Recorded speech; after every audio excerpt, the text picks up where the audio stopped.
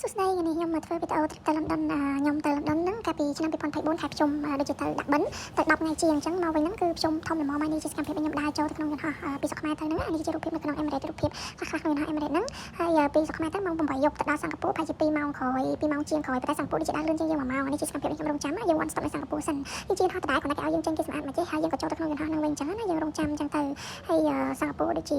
លឿនជាងខ្មែរយើង1ម៉ោងជាងហ្នឹងប៉ុន្តែដល់ពេលទៅឌូបៃយឺតជាងយើងវិញនេះគឺជាវីដេអូដែលយើងដល់ឌូបៃយឺតជាងយើង3ម៉ោងប៉ុន្តែអង់គ្លេសយឺតជាងយើង6ម៉ោងអញ្ចឹង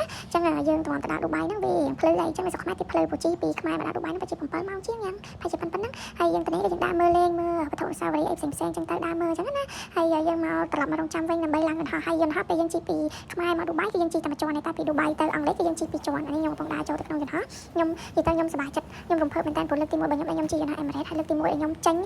ផុតពីអាស៊ីខ្ញុំធ្លាប់តែជិះទៅថៃអញ្ចឹងទៅខ្ញុំជិះឆ្អែតហើយយន្តហោះជិះទៅថៃប៉ុន្តែវាអត់ excited អញ្ចឹងប៉ុន្តែដល់ពេលជិះទៅនេះគឺ excited មែនតើដោយសារតែលើកទី1ដែលយើងជិះអេមីរ៉េតហើយជិះហោះពីរជាន់ទៀតហើយទៅក្រៅពីអាស៊ីទៀតអញ្ចឹងណាគឺប្លែកភ្នែកមែនតើតែម្ដងហើយនេះគឺជាសកម្មភាពខ្ញុំដើរចូលទៅដល់ក្នុងយន្តហោះហើយ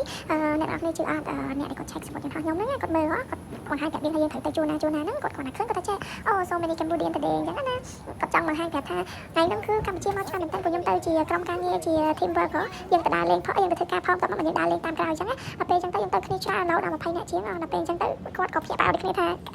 ខ្មែរមកច្រើនម៉េះប្រជាជនកម្ពុជាយើងណាទៅអង់គ្លេសច្រើនមែនតើអញ្ចឹងហើយខ្ញុំនេះជាសកម្មភាពខ្ញុំដើរចូលទៅហើយខ្ញុំ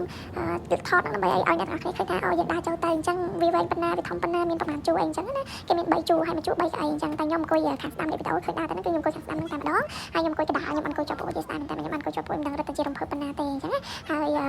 យើងចេញពីឌូបៃទៅអង់គ្លេសដូចជា6ម៉ោងប្រហែលជាប៉ុណ្ណឹងអញ្ចឹងខ្ញុំថតរូបភាពខ្លះៗនៅក្នុងយន្តហោះដែរនឹងពេលថ្ងៃដែរពេលផឹកដែរអញ្ចឹងវាភ្លឺថ្ងៃវាភ្លឺចាំងមកអញ្ចឹងណាហើយបន្ទាប់មកបានយើងទៅដល់អង់គ្លេសហ្នឹងយើងជាខ្មែរយើង6ម៉ោងអញ្ចឹងទៅអង់គ្លេសទៅដល់ថ្ងៃត្រង់អញ្ចឹងនៅស្រុកខ្មែរល្ងាចបាត់ហើយព្រោះយើងចេញពីឌូបៃមកដល់អង់គ្លេស6ម៉ោងឌូបៃភ្លឺ